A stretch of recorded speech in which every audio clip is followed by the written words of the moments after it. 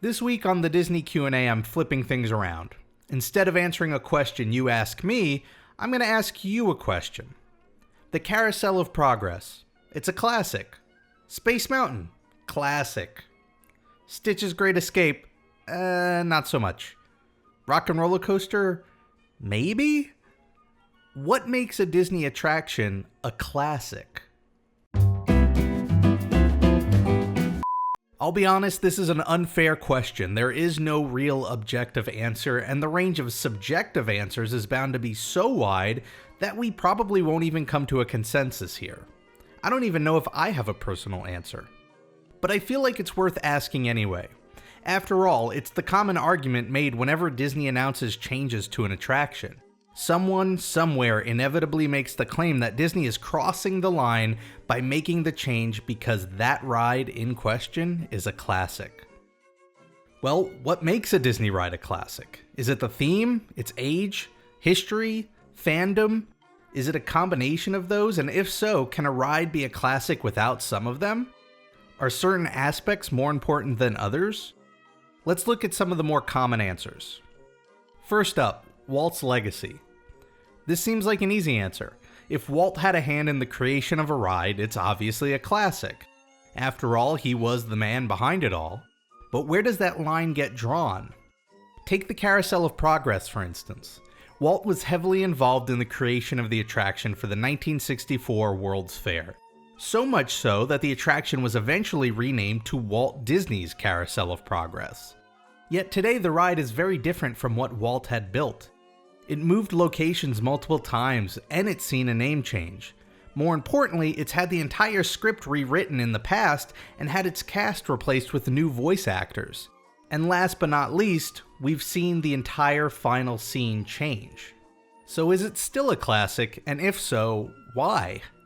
Does the theme and history of the attraction overpower the significant changes it's experienced over the years? If the answer is yes, then we really shouldn't be that upset about changes to other classic rides, such as the new auction scene in Pirates of the Caribbean. I mean, if that's ruining a classic like some say, then it's also safe to say the Carousel of Progress has been dead for decades now.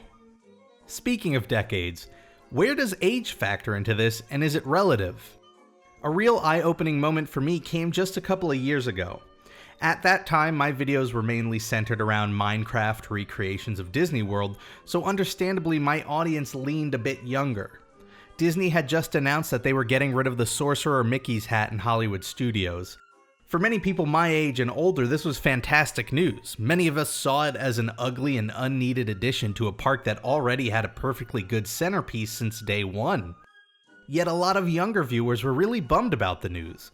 For them, the hat had been there as long as they could remember, and so for them, Disney was about to remove an integral part of the park. On that same note, some younger guests felt that the removal of the Tower of Terror in California Adventure was the removal of a classic. To others, it'd be laughable to call anything in that park a classic because of how young the park is as a whole. Speaking of the Tower of Terror, is that a classic? More specifically, does the fact that it's based on an IP that itself is considered a classic make the ride one? Perhaps that alone can't push a ride into that category of being a classic, but maybe it can help. Journey of the Little Mermaid opened in Disney World in 2012, so it's just about 5 years old. The movie, however, is coming up on 28 years old. Today the ride is new enough that we can make the delineation between the two, but is it possible that in the near future, when the opening of the ride itself is pushed from our minds, we'll judge the ride based on the older IP it's modeled after, allowing it to become a classic decades sooner than if it was an original ride? Lastly, what about fandom? Does a ride need a cult following to be considered a classic? Horizons is considered by many to be a classic Disney attraction, and when it closed in 1999, it was 16 years old.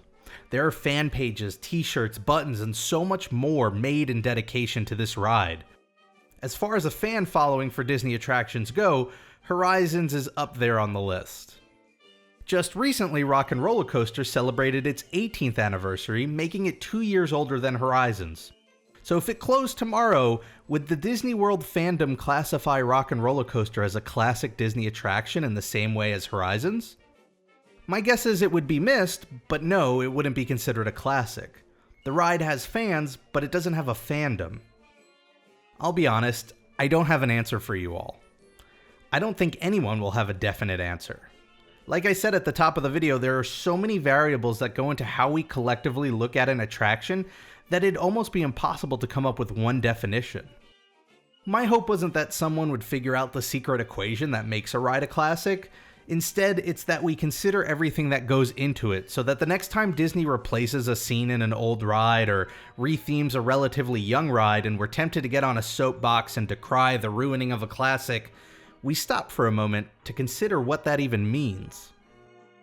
Anyway, I'd like to hear what you personally think makes a Disney attraction a classic.